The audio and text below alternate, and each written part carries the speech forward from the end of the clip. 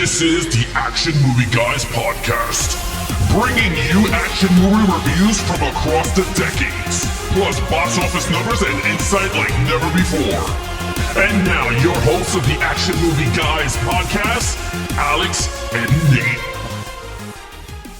What's up, everyone? Welcome to episode number 162 of the Action Movie Guys podcast. I'm your host, Nate, and this is my co-host, Alex Figueroa. And this week, you already know, we've been in our boat, we're flowing up the river of time, and we are getting to the end of the 1990s, our last 90s movie. And now this one was not voted on by you guys. Something else was, but we had to sub it out for secret reasons. So we decided to plug in. We haven't done any Jean-Claude Van Damme movies, not the ones where he's the star. So we plugged in a little Hard Target. Now, this, of course, directed by John Woo, his English language film debut as a director. Alex, how long has it been since you've seen Hard Target? Years. Because I remember, I was like, oh yeah, I told you a little smack last year. I was like, yeah, I remember. Yeah. All I remember was him on that damn bike. Because other than that, I don't know what the plot was. And I was like, this is a brand new damn movie from beginning to end. So yeah. Yeah, I thought I knew I didn't remember much. I just remember how he looked in the movie with the mullet and everything. But I sure didn't remember. And I remember the fight at the car when he helps the girl. Other than that, I couldn't really remember this movie. So this was like a first time watch. And this review is going to be very interesting. I'm very torn on a lot of things about this movie, but I'm very excited to talk about them. So before we do that, let's go ahead and, of course, give you some Rotten Tomato scores. Not terrible, but not great. Hard Target sits at a 58% with critics. That's not bad. So it almost gets to the 60, which is fresh. It's just under. And in a rare case, an action movie, the critics liked it more than the audiences. It only has a 49% with audiences.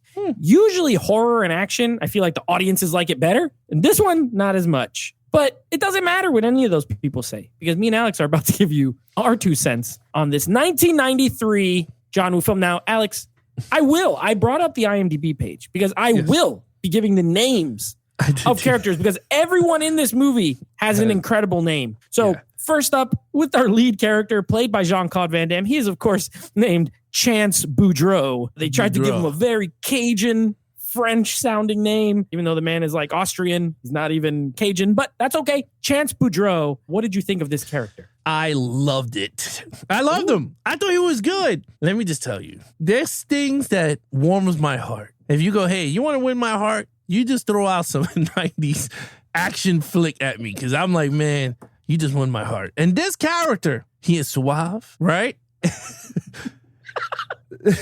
He's suave. Sure. He's a drifter. He has a mullet. Yeah, he has a mullet. He's a drifter. He has a long coat. I love long coats on characters. Don't know why. I love trench coats on dudes because it spices up the action when the dude has a long ass coat. Don't know why. The Crow had it, and it was like, wow, he was good. Blade had it.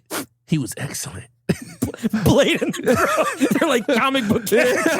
And then this normal guy has one. Chance comes out with it. Some Boudoir, whatever his name was. Chance Boudreaux. Yeah, Boudreaux. Yeah. Loved it. He has the mullet. He doesn't talk much. He's a drifter, like I said. And every time he comes out, he had a cowboy theme behind him. And I loved it. And I said, yes. You remind me of John Carpenter's Vampire when he comes out. Oh, James And Woods. I loved it. And then when he does stuff, slow motion, baby. Everything is slow motion. He runs, it's in slow motion. One thing he did, before I end my love for this character, one thing he did, and bumped his ass to a 5 when he slapped the snake. He went... And then he punched it. Well, he slapped it and then he punched it. He slapped it and then he went... And I went, that's a 5. No one could slap a snake like Van Damme. And I'm telling you, that scene alone, and I said, this guy's dangerous. When you punch a snake in the face, you're dangerous. And you don't want to mess with a guy who punches snakes. So I gave Chance a 5. Well, I'm going in a very opposite direction from you with this character. This character is awful. It's awful. Now, this is why I was going to say, this review is going to be tough for me. This movie's the definition of mixed nuts for me, right? You ever have a bowl of mixed nuts? Yeah. And then you get like the peanut or the almond, the ones you like, Yeah. But then they also have like cashews, like the ones you don't like. Yeah. That's this movie. This movie's mixed nuts. Here's what I'm saying though. I think Jean-Claude Van Damme is really good in this movie. Mhm. I think he's good. I like him in the role. He's not a good actor. Let's call it what it is. He can't act. yeah. Anytime he talks, bad. But we don't watch this kind of movie for acting. We're watching it for his skill and screen presence and martial arts skills. Top of the line. I think he's great in all the action scenes. Well, the ones that are him, because you can very clearly see the stunt double. the part where he's running through the thing at the end, just running into like the warehouse. It's not him. It's not him. It's some other guy. He's like, I'm not going to run today. Get the other guy to come run This for me. is a harsh challenge for Yeah, me. I'm not jumping over this barrel. Get the other guy. So it's like, but when it's him, he's really good. Here's why this character sucks. Uh-oh. There's nothing. I'm scoring purely the character. There's nothing. What is he? He's literally a drifting guy who works on a boat sometimes, but owes $217 to the union, so he can't go to work. And he tells the guy, "I get the money," and then he helps this girl try to find her missing dad because he saved her life the day before. I have a lot of stuff to say in regards to that, and that's it. There's no backstory. He's just a guy. Why is he such an incredible fighter? Nobody knows. Why does he know as much as he knows? Nobody knows. Does he have any kids? I don't know. Does he have a wife? I don't know. I don't know anything about him other than he works on a boat sometimes and he owes his union dues. So it's a 2. It's not a good, strong character. It's not like, oh man, I want to see a lot of Chance Boudreaux movies. He's not funny. All he does is do action scenes good. So while Van Damme probably get like a 4 or 5, Chance Boudreaux, I got to give him a 2. He's no good. I don't know nothing about him. Nothing about him. He's cool. I guess that's the 2 points. He's kind of cool. Okay. Beautiful Main character. villain. Now, this is, of course, played by the great Lance Henriksen, and his name is Emile Falchon. Emile Falchon. So what do you think about Emile Falchon? Oh, a meal is a 5. Oh, it is a good meal. Let me just tell you, he is good in the villain role. Yep. Very menacing. This dude is, the plot of the movie is what makes Emil and the henchmen's work. Okay? Yep. And the henchmen's in this movie were way better than what we saw in Die Hard 5 and Part 4. So that I will say. And this is a 93 movie, but we have a young-ass Imhotep. Imhotep is there with hair. With hair this time. Semi-hair, but still. This is his like afterlife version before he gets reincarnated again. But I liked it. I liked him a lot. He was very, very. He went up against the hero, which he gives us a plus, right? He shoots people in the face. He tells his minions to do this horrible stuff to people. And what more can you ask for? You got Bishop. You got Imhotep. Like, what more do you got? You got a guy with the bow and arrow gun. It's not a crossbow. It's just a gun that shoots arrows. Yeah. So like, cool. But if you really look at it, it reminded me of that other Van Damme movie, which I hope we do it on the Van Damme month on this show, called Cyborg, because it's kind of the same, right? Like the same type of people in the movie. And I like Cyborg from what I remember. And it's coming out with a 4K, I believe it's coming out with a 4K. So I can't wait for picking that up. But look, honestly, Cyborg's not on the list, but we can always update it. We can do a bonus disc, a bonus episode. But yeah, like in terms of like villains, I'm gonna be 100% honest. I know we goofed around with the lead character, which I still liked him a lot. But sure, yeah, it's your score, yeah. I think the main villain was strong in this movie, so I gave him a 5. He was really menacing. Yeah, I won't be going opposite of you this time. I think Lance Henriksen's character, at least he's a character. Like there's things to him. You know, he's a guy who, okay, this is great. So he essentially, I don't know, you ever seen the movie Surviving the Game with Ice-T, another 90s movie? Okay, there's a movie called Surviving the Game. It stars Ice-T and Rutger Hauer. And it's based off an old story from like the 20s, I think, called The Most Dangerous Game. And The Most Dangerous Game is about a guy who hunts another guy. He like hunts people. This is like a very loose adaptation of that story. So that's why it's called Hard Target. The plot is basically Lance Henriksen, people pay him a lot of money to find some bums that they can hunt and kill. That's what he does. He has a little shotgun that only holds one bullet at a time. Yeah, that makes no sense. It's so stupid. But oh my gosh, his performance is great. It's like really over the top, but like in a Lance Henriksen way. You know how it's like, it's over the top, but it's still kind of understated. I don't know if that makes sense, but it is. It's his version of chewing scenery, and I really loved it. He is awesome. And at least, like I said, his character has a character to him. Like, whereas Chance is just some guy, this guy seems evil, and he has henchmen, and he does his own dirty work. You're right.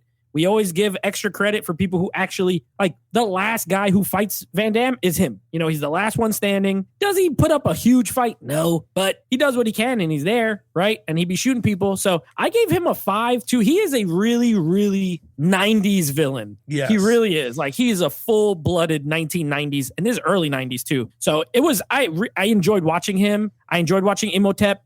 Imhotep was great. If he was the main villain, I probably would have gave the same score, because he was scary. He'd just be showing up, talking all nice with his accent, and he blows you away. Yeah, the shotgun scene was good. Oh, yeah, in the car? Mm-hmm. I mean, combined, a 5, easily. All right, now, action scenes. This action scene was so delicious. I mean, this is when you go to a steakhouse and you order the best freaking steak there is. Tell me about it. This is this is it. This is a 5, bro. Right, this is the woo steak. I'm telling you, this is the woo steak. Let me tell you, this woo steak was delicious. It's a 5, bro. It is so good. And there's a reason why John Woo is a legend in action. Now, we don't have him no more doing action movies. I don't know why. I don't know if he did an action movie. To be honest, I don't follow his work. He went back to Asia and did some like stuff there. In China. Yeah. Yeah, he should come back to the United States and teach us a little bit more on action, because Jesus, we're gonna be up to like Expendables 10, and it's still gonna be the same stuff. He should do Expendables 5. He should. The Woo Woo movie, filmed by Woo Woo. Yeah, look, the sequences were very well done, very 90s. I love the fight scene in the beginning where he puts the girl in the car and those thugs came to try to take her money. Oh yeah, to take her wallet and then rape her in the middle of the street in the broad daylight. He whooped that ass all over the place when I liked it. You got the Van Damme kicks, slow motion, multiple angles, loved it. The sequences with the motorcycles were very well. Reminded me a lot of Mission Impossible 2.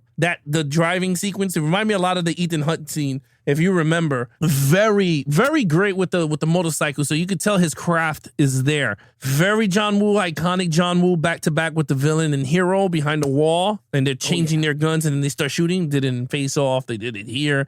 I believe they did it also in Mission Impossible. I don't remember. Oh, was it when he was getting the chlamydia? When him and the other guy were shooting?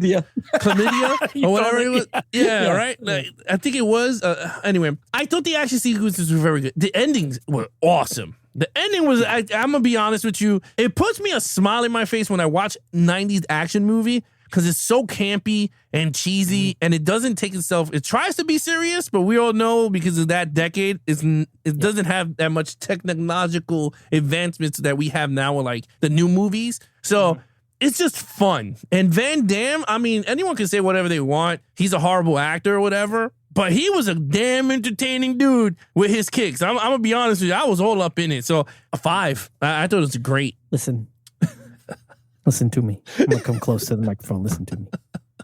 This movie has it all. As far as action goes, look, John Woo. Okay, first let's start with John Woo as a director. Yeah. He doesn't speak English, not his first language. I'm sure he maybe learned some English. You know, he's going to direct this movie, but not his first language. He came from, this was after, of course, like Hard Boiled and The Killer. A couple of great Chow Yun-fat, Hong Kong action films. Great. This movie has all the staples of a John Woo action movie. You got tons of slow-mo. You got random ass white doves flying around for no reason.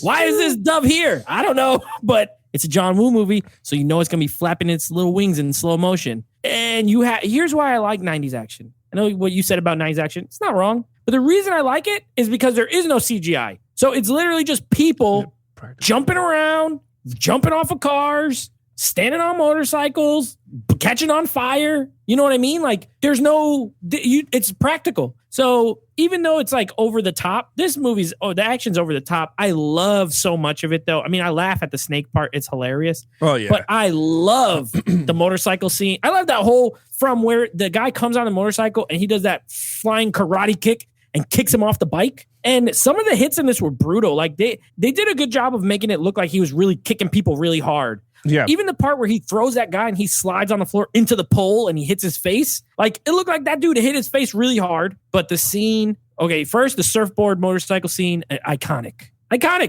This guy's surfing down a motorcycle right at a truck, crashes into it, jumps right over it, shoots the truck, blows up. Everything explodes. Awesome.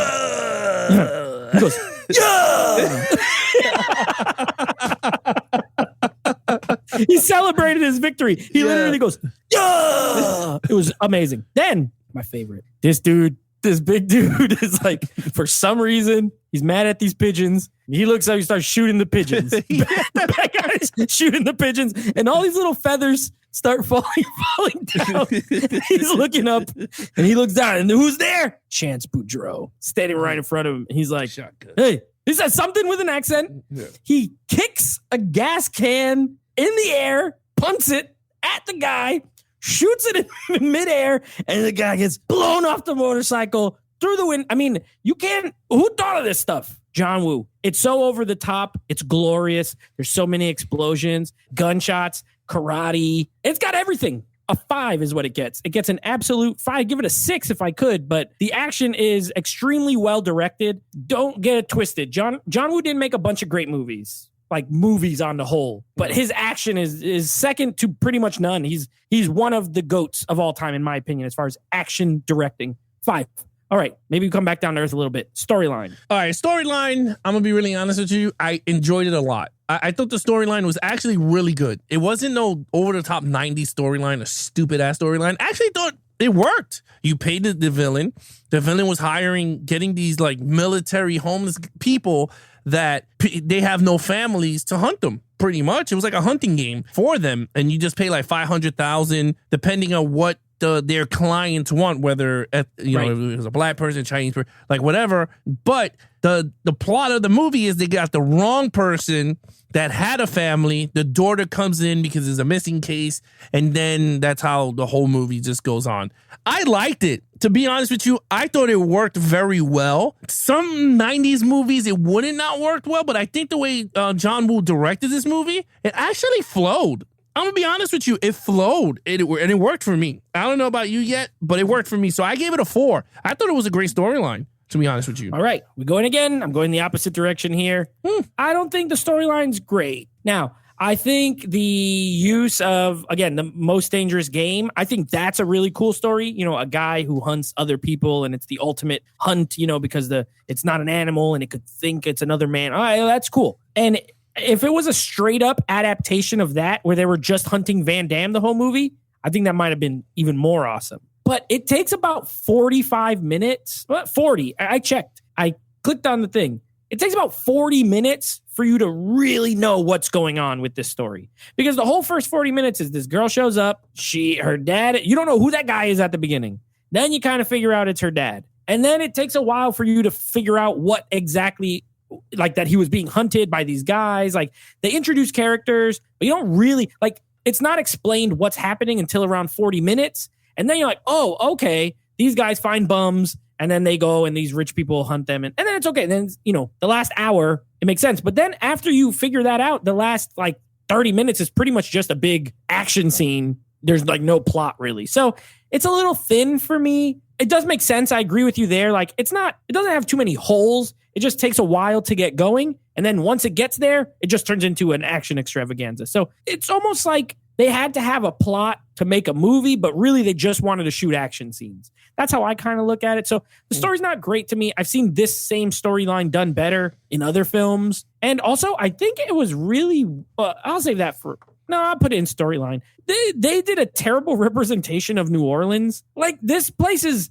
for one, this girl's like getting robbed and almost raped in her car on the middle of the street in the middle of broad daylight. And then number 2, the black guy, the hobo, he gets shot in the middle of a crowded street. Nobody does nothing. Nobody calls the cops. No, it's like, what is this? And I think maybe John Woo's just like, I don't really know about America, so I don't know what happens here. It was almost like the Wild West. You know what I mean? Like it was just anything goes. It made New Orleans look like a total terrible place. And maybe in 1993 it was. I was only 6 years old. I don't know. but not a great representation of the city, in my opinion. So only a 2 for me. I don't think it's great.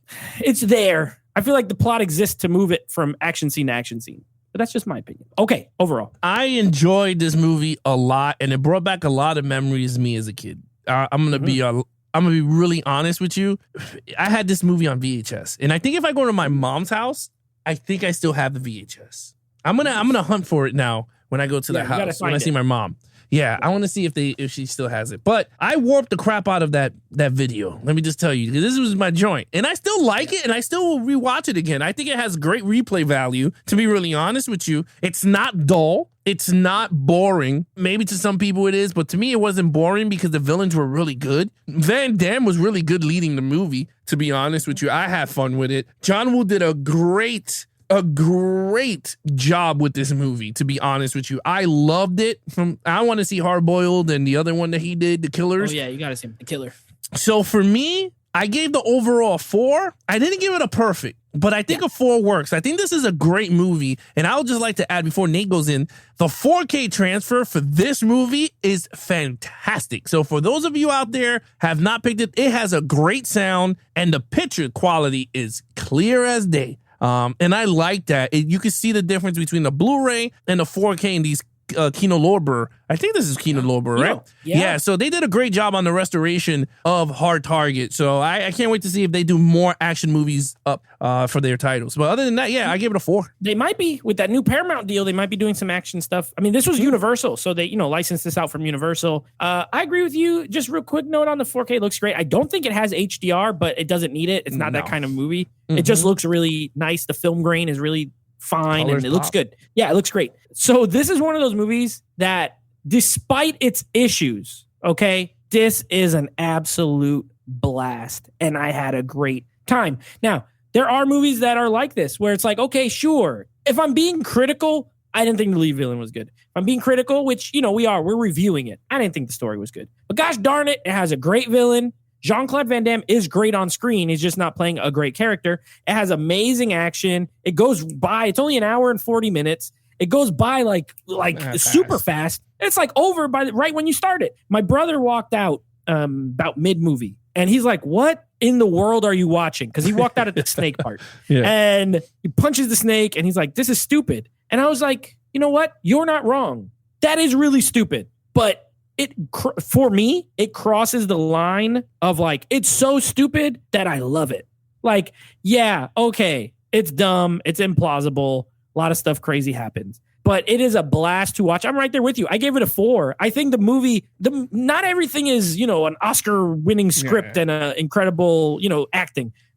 I would say most of the acting is bad. The girl is terrible. Van Damme can't talk good.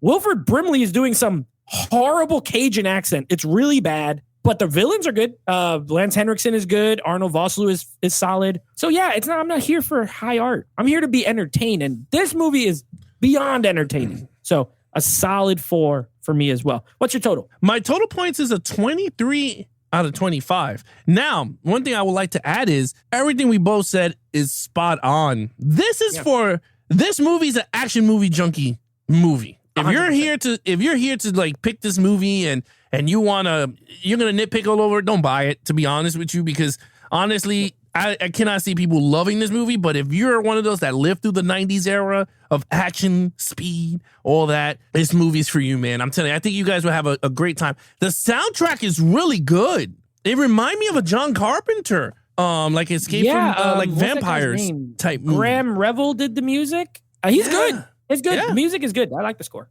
Yeah, I thought it was really good. 23 out of 25. I love the point you made there. This is an action movie, lovers action movie. Yeah. Through and through. This is not, some of my scores may be a little bit more critical, which is fine, like from that approach. But to be honest, at the end of the day, if you love action movies, this is a must own.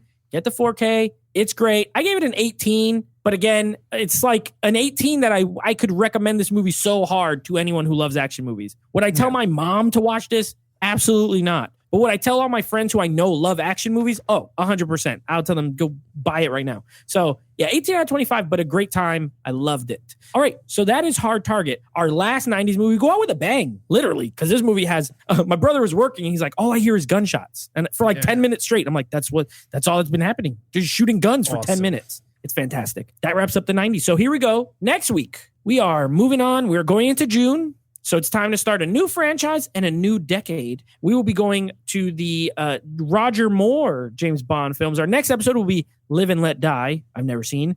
And then starting the 2000s off with a little bit of my man, Dwayne Johnson, and Peter Berg, a director we've discovered we like here on this podcast. Deepwater Horizon, other movie we did of his. I forget which one it was. The Kingdom. Yep. A little Peter Berg early on action with the Rundown. I haven't seen the Rundown in forever. I never saw it. I remember loving this when I first saw it. I loved it. I think I saw it twice at the theater. So I haven't seen it in years. This is early Rock when he wasn't so jacked yet. And Stifler's in it. And Rosario Dawson. Pretty hot. And directed by Peter Berg. So a little bit of adventure action going on. And that's the 2000s. And then we'll keep going up the river to the 2000s. Yeah, pretty good. I mean, the movies that are coming out for the 2000s, again, I'm going to release the schedule for the podcast on June 1st. It's going to be up on the website and in our Instagram page. So again, you guys follow it's a good it. Mix. We got action adventure, an action, I guess, sci-fi, an action comedy, and then we have a straight up historical. So the Rundown, V for Vendetta, Gladiator, and Mr. and Mrs. Smith. It's a fun really month strong. And a good mix. Yeah, they're all different. Yeah, it's pretty good for those of you out there. So we gave a lot of action, different genres of action in this month. So again, you got a little bit of history with the Gladiator, Russell Crowe, Joaquin Phoenix. Then of course you got Mr. and Mrs. Smith, Brad Pitt and Angelina. And then of course you got Natalie Portman and my man Hugo and V for Vendetta. And then of course The Rock and Stifler. So Stifler. Yes. With that said, guys, if you want to follow Nate over on Instagram, please follow him on Nate Flicks Reviews. Check out the podcast with him and his friends called Nate Flicks Movie Reviews. Anything action movie, guys, head over to youtube.com/Geeks and Flicks for our video versions of the podcast. Right now, we're up to episode 83, I believe, is The Mummy Returns. That is the latest one there. And of course, if you want to follow everything that we do, go to our YouTube channel, go to our website, official website, to www.geeksandflicks.com, where you have everything there from schedules for our podcast for the month, so you can see what is going to be released within the month. And then of course, you get to see what online shows that we have every Mondays at 9 p.m. Eastern. You can see what's coming up for the month for that also. So again, www.geeksandflicks.com. Other than that, that's your host, Nate from Nate Flicks Reviews. I'm his co-host, Alex Figueroa. Be awesome to each other and geek out.